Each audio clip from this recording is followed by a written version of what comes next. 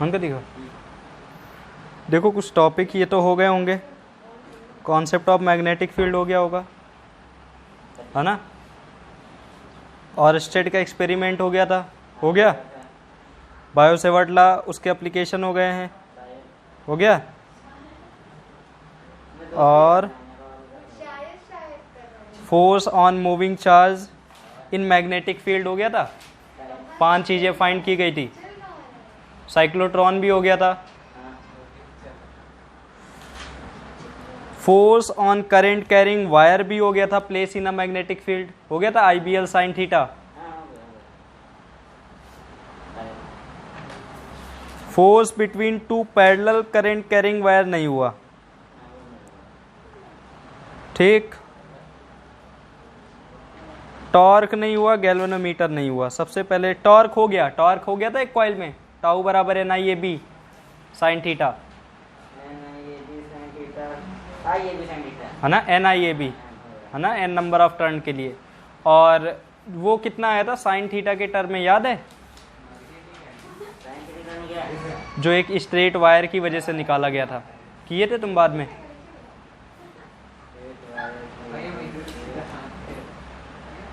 पहले जब bio Savart law पढ़ाए थे, उसके बाद 3 डेरिवेशन कराए थे, और पीछे होंगे। एक एक्स, हाँ, वायर वाला साइन थीटा के टर्म में आया था।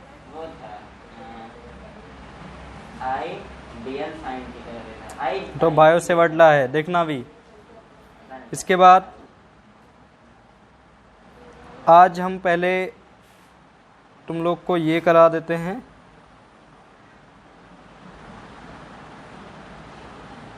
Force between 2 parallel current carrying wire. उसके बाद एम्पियर सर्किटल लॉ कल कराएंगे। चलो सुनो, फोर्स बिटवीन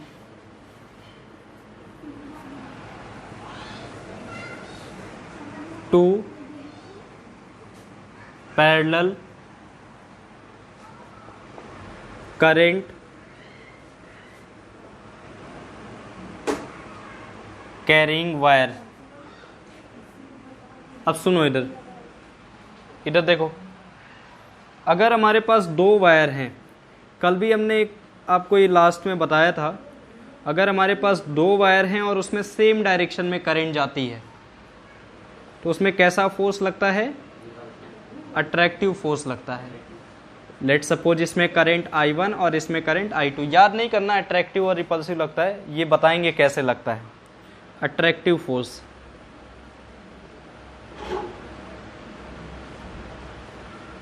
इसके बाद अगर हमारे पास 2 वायर हैं, एक में करंट ऊपर जा रही और दूसरे में करंट नीचे जा रही, अपोजिट डायरेक्शन में, तो फिर फोर्स कैसा लगता है? Repulsive force. कैसा लगता है? Repulsive force. ये देखो फोर्स कैसे लगा, ये देखते हैं पहले। मान लो हमारे पास 2 वायर हैं, इसमें करंट ऊपर की तरफ जा रही, तो अगर करंट इसमें I1 जा रही और इसमें करंट I2 जा रही, this is a first wire, this is a second wire, ठीक है। तो मुझे ये बताओ, क्या इसकी वजह से मैग्नेटिक फील्ड नहीं बनेंगी? यहाँ पे बनेंगी ना, ऐसे करके, जो कि ऐसे घूमेंगी, तो इस जगह से कहाँ जाएंगी? अंदर। तो इस जगह पे जो मैग्नेटिक फील्ड है वो कहाँ पे जा रही हैं? मैग्नेटिक फील्ड किधर जा रही हैं? इनसाइड। अब देखो, दूसरा वाला वायर ऐसी जगह रखा है जहां पर मैग्नेटिक फील्ड भी है, करंट भी है, लेंथ भी है, तो क्या इसमें फोर्स नहीं लगेगा? इसमें लगेगा ना फोर्स। फोर्स कितना लगेगा? IBL साइन थीटा, ठीक। देखो जरा, मैग्नेटिक फील्ड कैसे निकाला? करंट ऊपर, तो इधर से मैग्नेटिक फील्ड किधर जाएगी? इनसाइड, इनसाइड के लिए। और इसमें फोर्स लगेगा जो कि कितना होगा? इस वायर में करंट कितनी जा रही? I नहीं जा रही, I2 जा रही। मैग्नेटिक फील्ड इसकी वजह से नहीं, किसकी वजह से बनी है? पहले वाले वायर की वजह से, तो B1। लेंथ कौन से वायर की? दूसरे वाले वायर की। Sine theta is a angle between magnetic field and length. तो इसमें देखो फोर्स लगा, और देखिए जरा फोर्स किधर लगा। देखो मैग्नेटिक फील्ड इनसाइड, लेफ्ट लगाएंगे, मैग्नेटिक फील्ड इनसाइड, करंट ऊपर, तो फोर्स किधर लगा बेटा, इस तरफ। तो फोर्स इसमें इधर लगा अभी। अब मुझे ये बताओ, क्या यही वाला वायर, दूसरा वाला वायर मैग्नेटिक फील्ड नहीं प्रोड्यूस करेगा? उसमें भी तो करंट जा रही, वो भी मैग्नेटिक फील्ड ऐसे प्रोड्यूस करेगा। लेकिन देखो इस वाले वायर में ये इधर से अंदर और इधर से बाहर, तो इस पॉइंट पर मैग्नेटिक फील्ड आएंगी दूसरे वाले वायर की वजह से, लेकिन किधर आएंगी, आउटसाइड। आउटसाइड के लिए सिंबल कौन सा लगाएंगे, डॉट। देखो कैसे निकाला, इस नियम से, आउटसाइड। अब देखो जरा, यहां पर मैग्नेटिक फील्ड भी है, करंट है I1, लेंथ है इसकी L, तो क्या इस पे फोर्स नहीं लगेगा? बिल्कुल लगेगा। फोर्स कितना होगा, I1, मैग्नेटिक फील्ड किसकी वाली, B2, लेंथ किसका, पहला वाला, और साइन थीटा। लेकिन डायरेक्शन निकालते हैं जरा, मैग्नेटिक फील्ड आउटसाइड, लेफ्ट, है ना, magnetic field outside, current upside, तो फोर्स इस तरफ। तो ये देखो फोर्स इधर लगा, मतलब हमने याद नहीं किया कि सेम डायरेक्शन में करंट जाएगी तो फोर्स अट्रैक्टिव या रिपल्सिव लगेगा। यहां पे देखो, यहां से ये चीज हमने डिराइव की कि अगर करंट सेम डायरेक्शन में होगा तो दोनों फोर्स एक ही डायरेक्शन में लग रहे हैं, तो कैसा फोर्स है ये, अट्रैक्टिव फोर्स। तो याद नहीं किया, इसी तरह रिपल्सिव वाला कर लोगे। अब डेरिवेशन करते हैं, ठीक। Force between two parallel current carrying wire and define 1 ampere, और 1 एम्पियर को भी डिफाइन करना है। चलो देखो, तो कहाँ गया डस्टर,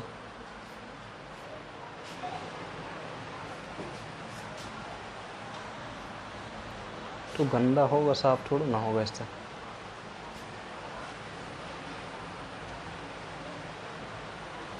चलो देखो,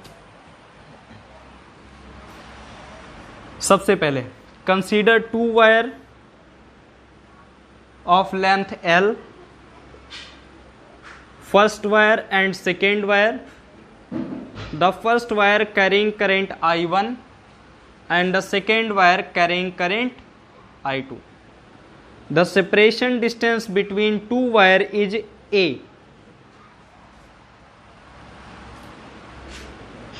And these wire are of negligible cross section area, मतलब इनमें बहुत ज़्यादा क्रॉस सेक्शन एरिया नहीं है, एकदम नेग्लेजिबल है। then magnetic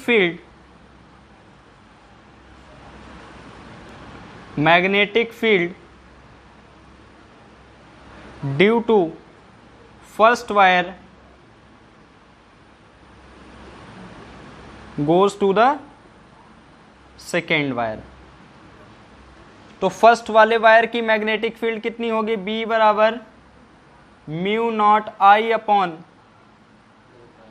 2 pi R। R is a distance, R तो है नहीं, A है। याद है ये कैसे आया? एक मैग्नेटिक फील्ड का स्ट्रेट वायर में हमने फार्मूला बताया था। स्ट्रेट वायर में जैसे ये पॉइंट है, ये थीटा था, सेंटर से φ1 था, और ये ऊपर वाला φ2 था। तो मैग्नेटिक फील्ड कितना आई थी, mu naught I upon 4 pi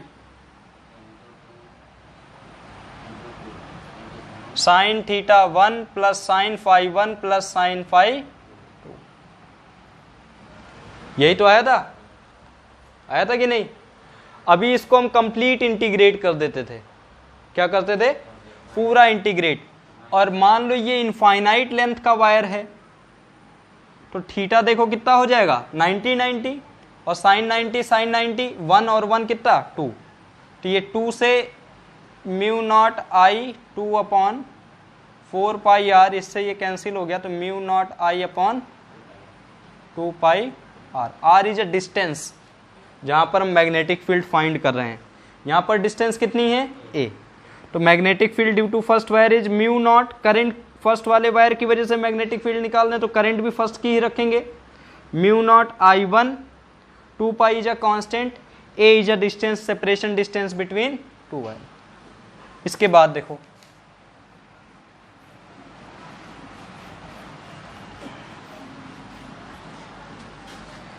now second wire is placed in magnetic field।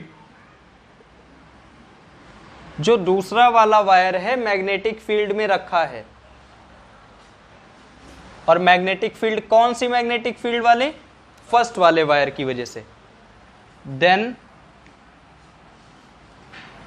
Experience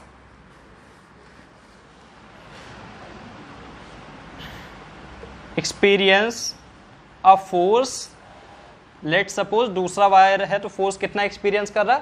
F2। F2 equals to force बराबर फॉर्मूला कितना होता था? IBL sine theta. I कौन सी बेटा? दूसरे वाले वायर की।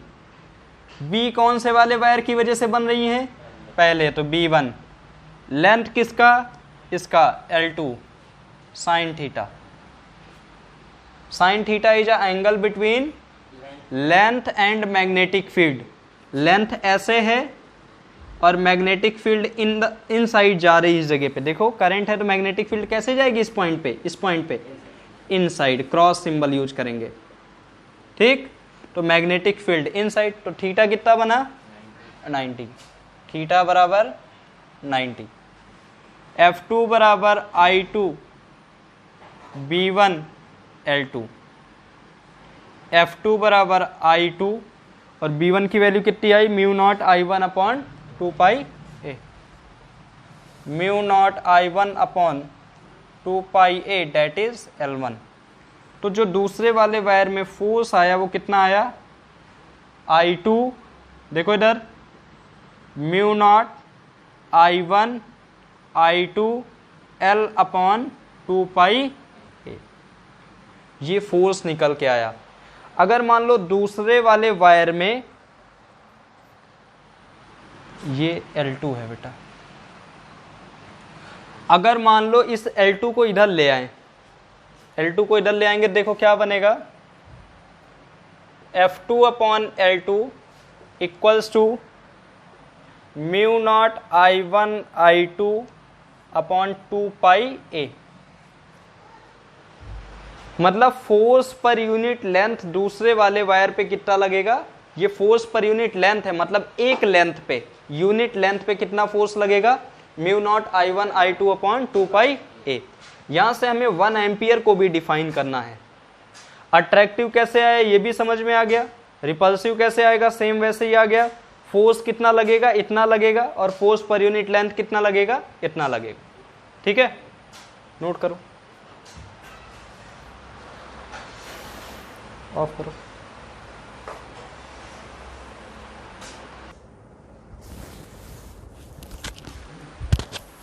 नेक्स्ट देखो,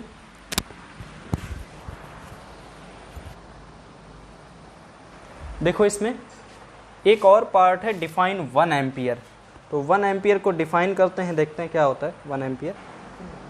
ऑफ करो।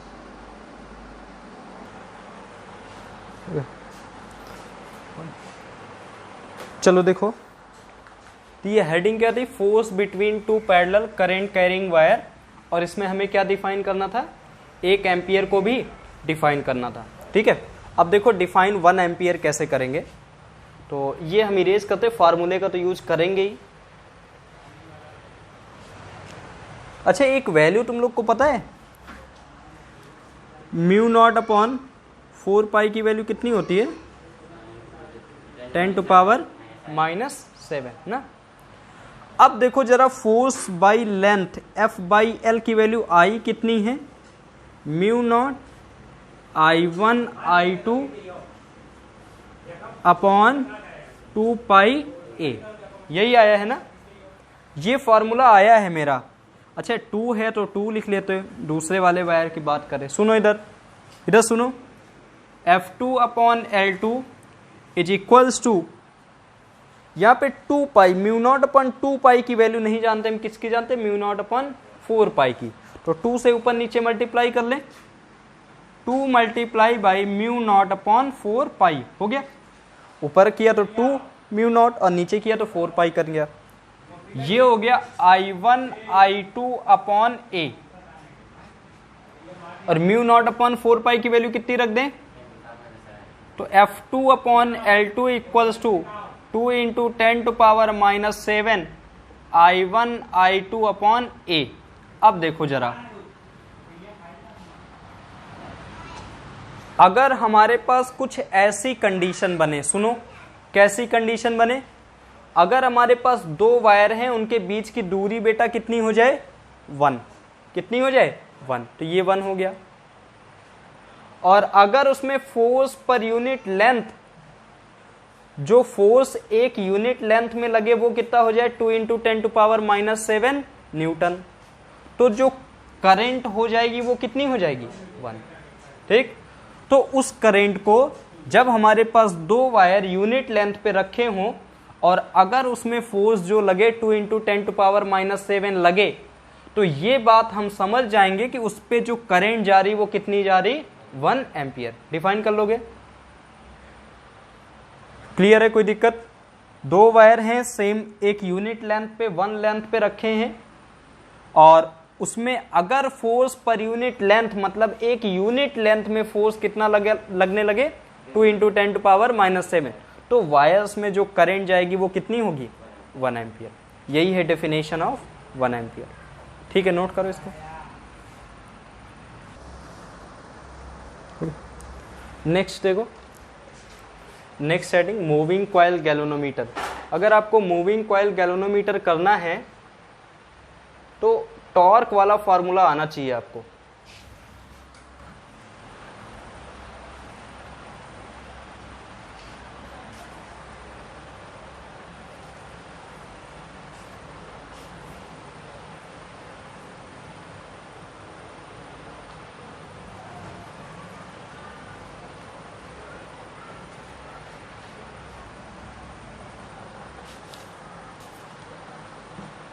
नेक्स्ट देखिए,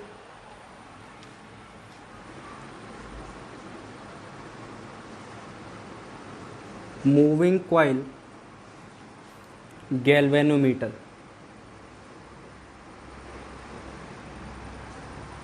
अब देखिए गैल्वेनोमीटर बनता कैसे है और काम कैसे करता है।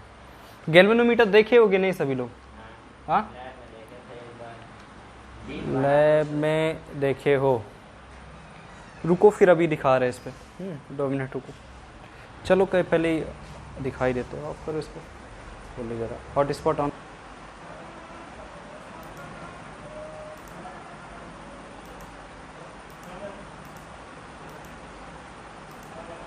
मूविंग कॉइल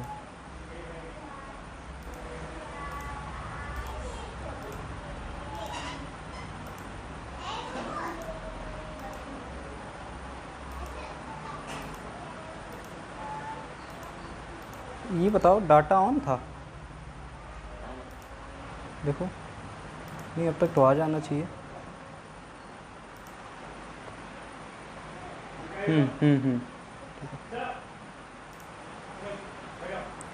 देख लेते हैं मूविंग कॉइल गैल्वेनोमीटर रियलिटी में होता क्या है, कैसे बना होता है। बना कैसे होता है तो बाद में देखेंगे, गैल्वेनोमीटर का डायग्राम पहले देखें।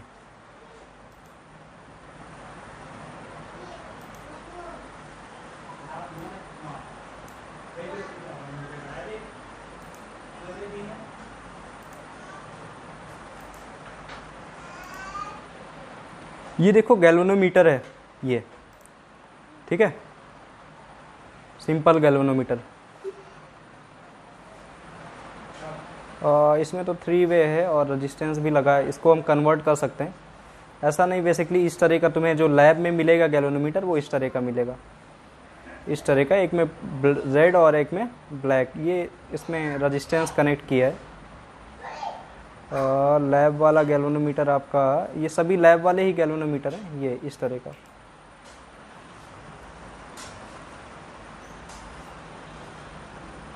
इमेज क्लियर हो जाए तो बढ़िया है, हो गई है। चलो देखो, ये है गैल्वेनोमीटर, ठीक है। इसमें देखो बेटा, ये इसकी निडिल अगर आपको दिख रही हो तो इसकी निडिल सेंटर पे होती है, ऐसे जीरो पे, ठीक है। ये पहली चीज तो करंट भी बता देता है, डिटेक्शन ऑफ करंट, पहला करंट को डिटेक्ट करता है। दूसरा क्या करता है, दूसरा ये डायरेक्शन भी बताता है। अगर करंट पॉजिटिव टर्मिनल में जा रही तो इधर ये निडिल डिफ्लेक्ट हो गई इस तरफ, करंट पॉजिटिव से निगेटिव जा रही है, अपोजिट डायरेक्शन में जा रही थी, ये इधर डिफ्लेक्ट करेगा। और ये जो रेड वाला टर्मिनल है इस पे वायर जोड़ते हैं, और ये कैसा, रेड वाला कैसा होता है, पॉजिटिव टर्मिनल, और ये ब्लैक वाला बेटा कैसा, इसमें लिखा भी है प्लस और ये माइनस, ये कैसा टर्मिनल होता है, निगेटिव टर्मिनल, ठीक है। और इसकी निडिल हमेशा कहाँ पे रहती है, जीरो पे। अगर देखते कुछ और अगर इमेज आ रही है तो देख लेते हैं, फिर आगे बढ़ते हैं। ये शायद क्लियर पार्ट है।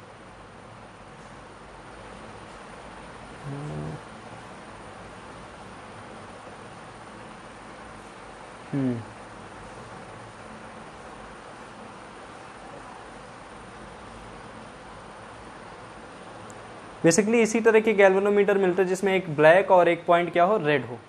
और ये क्या है जिसमें म्यू ए लिखा हुआ है, ये अमीटर है। क्या है, अमीटर, ठीक है। और अमीटर में जो निडिल होती है वो बीच में नहीं होती है, साइड में होती है, जीरो से स्टार्ट होती है। इसकी निडिल यहाँ पे ऐसे जीरो पे होती है गैल्वेनोमीटर की। और कौन सा मीटर है तुम्हारे में, अमीटर भी देख लें। ये आपका अमीटर है, अमीटर में पॉजिटिव टर्मिनल, निगेटिव टर्मिनल, और इसकी निडिल किधर होती है, जीरो पे होती है। और जितनी करंट होती है वो आगे डिफ्लेक्ट हो जाता है।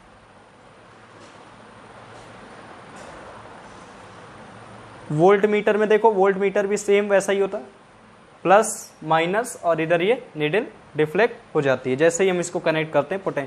और वोल्ट मीटर कैसे जोड़ते हैं, पैरेलल में, सीरीज में जी जोड़िएगा। तो पैरेलल में जोड़ने के लिए हम क्या करते हैं, कैसे इसको पैरेलल में जोड़ेंगे, यहाँ पे कोई भी एक एक्सटर्नल रेजिस्टेंस दोनों के बीच में ऐसे लगा देते हैं और अपने वायर जोड़ दो ऐसे, तो ये एक पैरेलल में कनेक्शन हो जाता है। तो ये पोटेंशियल डिफरेंस कहाँ का बताता है, इस रेजिस्टेंस वायर का, ठीक है। बस यही 3 डिवाइस से आपका काम हो जाएगा, और तो कुछ नहीं है। माइक्रो अमीटर, मिली अमीटर, ये सब भी होते हैं। अब तो इस तरह की डिवाइस आने लगी ये, तो ये इससे हम कि कोई भी चीज़ इलेक्ट्रॉनिक, डिजिटल इलेक्ट्रॉनिक्स में कोई भी चीज़ फाइंड कर सकते हैं। बाकी अगर वो डिफ्लेक्शन देखना है तो ये समझ लो इधर कैसे काम करता है। गैल्वेनोमीटर के अंदर क्या होता है ये यहाँ से एकदम पूरा क्लियर है। चलो देखो, ये निडिल है, ठीक है, और ये कॉइल ऑफ वायर है। इसको समझ रहे हो क्या है, ये आपको रेड रेड इस जो सिलेंडर शेप का आपको दिख रहा है, इसके ऊपर बहुत सारे वायर ऐसे लगे हुए हैं, ऐसे कॉइल ऑफ वायर। और ये कौन सा पोल है, नॉर्थ पोल, और ये कौन सा पोल है, साउथ पोल। जैसे ही हम गैल्वेनोमीटर को करंट देते हैं तो इन वाले वायर्स में करंट फ्लो होना शुरू होगी कि नहीं होगी। अगर इस कॉइल में करंट फ्लो होना शुरू होगी तो वो क्या करेगी, रोटेट करेगी। लो रोटेट कर गई, करंट का डिफ्लेक्शन हो गया। मान लो हम करंट, अब देखो, अब हमें ज़्यादा और कम करंट का भी पता करना है, तो ये रोटेट कर जाएगी। मान लो थोड़ा सा भी फोर्स लग रहा, तो मान लो ये पीछे स्प्रिंग ना लगी हो, थोड़ा सा ही फोर्स लग रहा हो, ये जाते जाते कहाँ पे रुकेगा, आखिरी में। ज़्यादा करंट दे दिया तब भी जल्दी जाएगा, लेकिन रुकेगा कहाँ, आखिरी में लड़ जाएगी स्प्रिंग, ये निडल। और ज़्यादा करंट दे दिया, तुरंत लड़ गई यहाँ पे। कम करंट दिया तब भी जाएगा, लेकिन लड़ जाएगा डिफ्लेक्शन में। लेकिन इसका मतलब ये है कि अगर हम कम करंट दे, ज़्यादा करंट दे, तो ये लड़ तब भी जा रहा। इसका मतलब कि हमें इसको रोकना भी है, आगे ये पूरा कंप्लीट होके आगे जाके लड़े नहीं।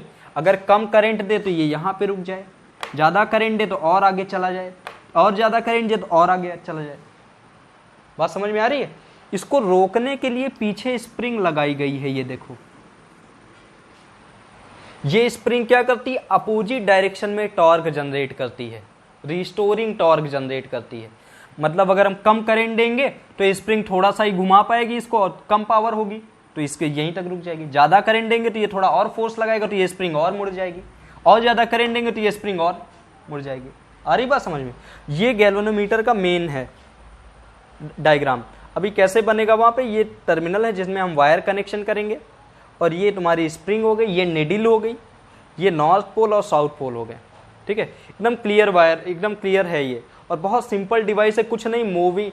अच्छा कभी कभी ये पूछ लेते हैं गैल्वेनोमीटर किस प्रिंसिपल पर काम करता है, तो किस प्रिंसिपल पर काम कर रहा है? Torque experience on a coil place in a uniform magnetic field. ये मैग्नेटिक फील्ड है, ये पोल्स क्या कर रहे हैं? मैग्नेटिक फील्ड प्रोवाइड कर रहे हैं। ये डायग्राम है,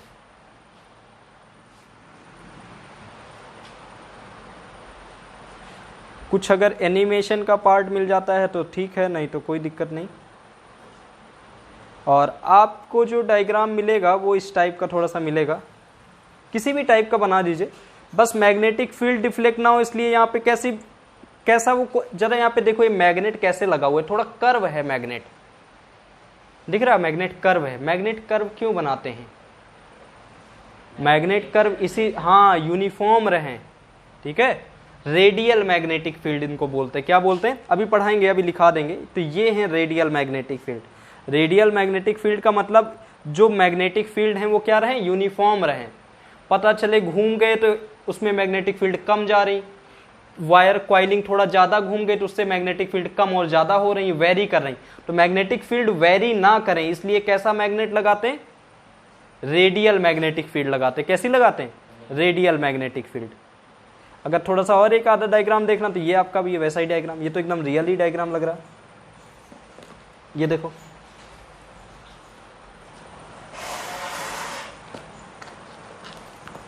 दिख रहा है यहाँ पे, ये हमारी निडल, ये वही पोल पॉजिटिव निगेटिव जिसमें हम जोड़ेंगे, ये हमारी देखो सिलेंडर के ऊपर कॉइल, और देखो मैग्नेट थोड़ा सा कर्व है ताकि सारी की सारी मैग्नेटिक फील्ड लाइन इसके अंदर से पास हों। आ रही बात समझ में? तो ऐसी मैग्नेटिक फील्ड लाइन को क्या बोलते हैं? Radial magnetic field line. ये रिस्टोरिंग टॉर्क जनरेट करने के लिए हमने क्या लगा के रखा? स्प्रिंग लगा के रखा, ठीक है। अगर हम रेडियल मैग्नेटिक फील्ड लाइन अगर आपको दिखाना चाहें तो एक बार दिखा देते हैं रेडियल मैग्नेटिक फील्ड लाइन।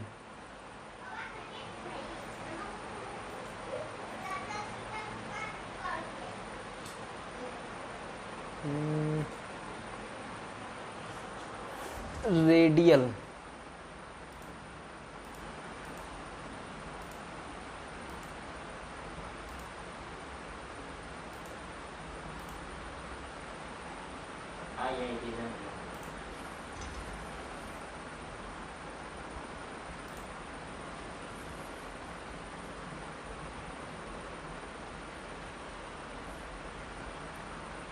देखो ये रियल डायग्राम है रेडियल मैग्नेटिक फील्ड का। वैसे बेसिकली सभी हैं लेकिन ये थोड़ा ज़्यादा क्लियर से तुम्हें समझ में आएगा। ये कहाँ खुल रहा है?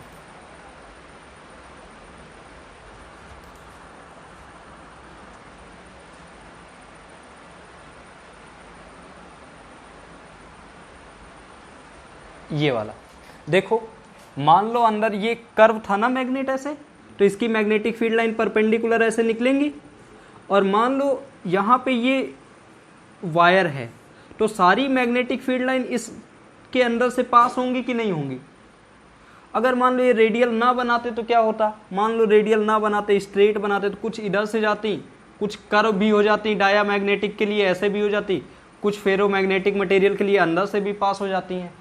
इसका मतलब मैग्नेटिक फील्ड को हम यूनिफॉर्म ना बना पाते, इसलिए हमने क्या बनाया? रेडियल, मतलब थोड़ा सा क्या बनाया? कर्व, ताकि मैग्नेटिक फील्ड क्या रहे? यूनिफॉर्म। मैग्नेटिक फील्ड उस टॉर्क को इफेक्ट ना करे। आ रही बात समझ में? ठीक। ये वाला भी रेडियल मैग्नेटिक फील्ड का ही डायग्राम है, ठीक है। चलो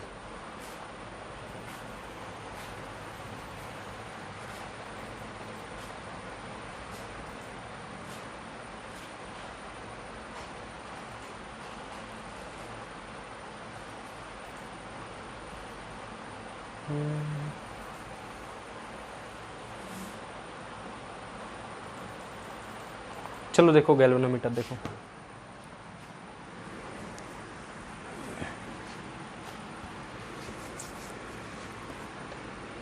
ये वही डायग्राम गैल्वेनोमीटर का बनाए दे रहे जो अभी बना हुआ था।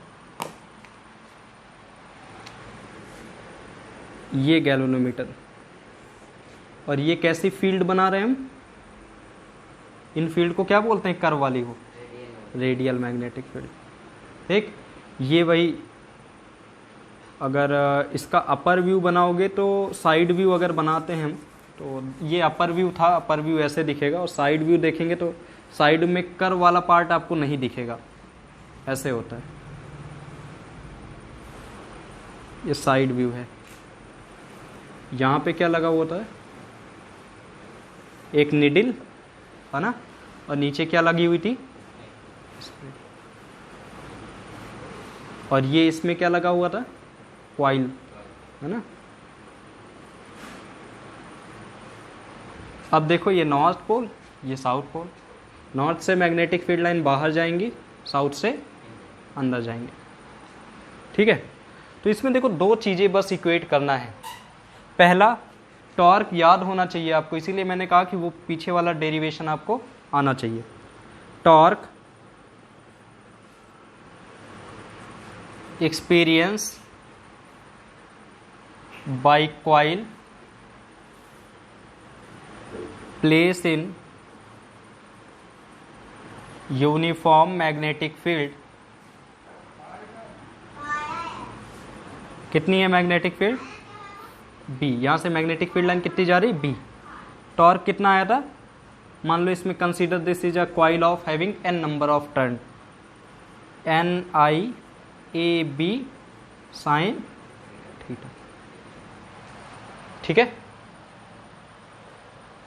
इसके बाद देखें यहां पे ये वाला मैग्नेटिक फील्ड रेडियल है, तो थीटा बराबर कितना है, यूनिफॉर्म है 90 डिग्री। टॉर्क बराबर कितना आ जाएगा, N I A B, first equation. अच्छा, कभी चाबी वाली गाड़ी देखो, जितना स्प्रिंग खींचो उतना तेज भागती है, तो इस स्प्रिंग में भी यही है, जितना ये टॉर्क मतलब जितना ये करंट इस सिलेंडर को घुमाएगा उतना ज्यादा इसमें क्या जनरेट होगा, टॉर्क जनरेट होगा अपोजिट डायरेक्शन में। In spring there is restoring torque, that restoring torque is directly proportional to theta, that torque equals to k theta. What is k? K is a spring constant, spring constant, ये spring पर depend करेगा k की value क्या है। अच्छा, ये जो torque है जो करंट की वजह से जनरेट हो रहा है, यही टॉर्क तो स्प्रिंग में लग रहा है, रिस्टोर हो रहा है, इसका मतलब दोनों टॉर्क क्या है, equal. The torque due to coil restore in the spring. तो देखो यहां पे कितना आ जाएगा, तो दोनों टॉर्क बराबर हो जाएंगे on equating by equation first and second. Torque equals to N I A B equals to K theta, I equals to K upon N A B theta. What is K, spring constant. Galvanometer बन गया, क्या के की spring change कर सकते, तो same. What is an, number of turn. Galvanometer बन के तैयार हो गया, नंबर ऑफ टर्न चेंज कर सकते नहीं। What is a, area of that coil. Galvanometer बन गया, इसका एरिया चेंज कर सकते नहीं। बी, मैग्नेटिक फील्ड चेंज कर सकते नहीं। इसका मतलब ये गैल्वेनोमीटर का नया कांस्टेंट, अगर हमारा गैल्वेनोमीटर बन के तैयार हो गया तो इस नए कांस्टेंट को हम क्या बोल देते हैं, galvanometer constant. I equals to G theta. What is value of G, G equals to K upon N A B. कोई दिक्कत? अगर प्रोपोर्शनल ये हटाएं कांस्टेंट, तो I directly proportional to theta. I केवल और केवल किस पे डिपेंड कर रहा, थीटा। मतलब जैसे ही हम करंट इंक्रीज करेंगे तो कोई और फैक्टर इसको इफेक्ट नहीं करेगा, केवल क्या चेंज होगा, थीटा चेंज होगा। तो बस यही हमें प्रूफ करना था यहाँ पे, या फिर I equals to G theta, इसमें जो भी अब जैसे भी हम इसको आगे पढ़ेंगे कई जगह पे ये जी की वैल्यू यूज होगी, जी बराबर के अपॉन एन ए बी, ठीक है, ये सब गैल्वेनोमीटर का कांस्टेंट है। तो ये हो गया आपका डेरिवेशन इधर, ठीक, कोई दिक्कत इस पे? I directly proportional to theta मतलब समझ में आ रहा है? जितना ज्यादा करंट उतना ज्यादा थीटा, करंट हम ज्यादा देंगे वो करंट कोई और फैक्टर डिपेंड नहीं कर रहा, वो तो सब कांस्टेंट बन गया, ठीक है। अब यही गैल्वेनोमीटर में थोड़ा बहुत हम चेंज करके अमीटर और वोल्ट मीटर भी बना लेते, वो कल देख लेंगे, ठीक है, अभी नोट कर लो।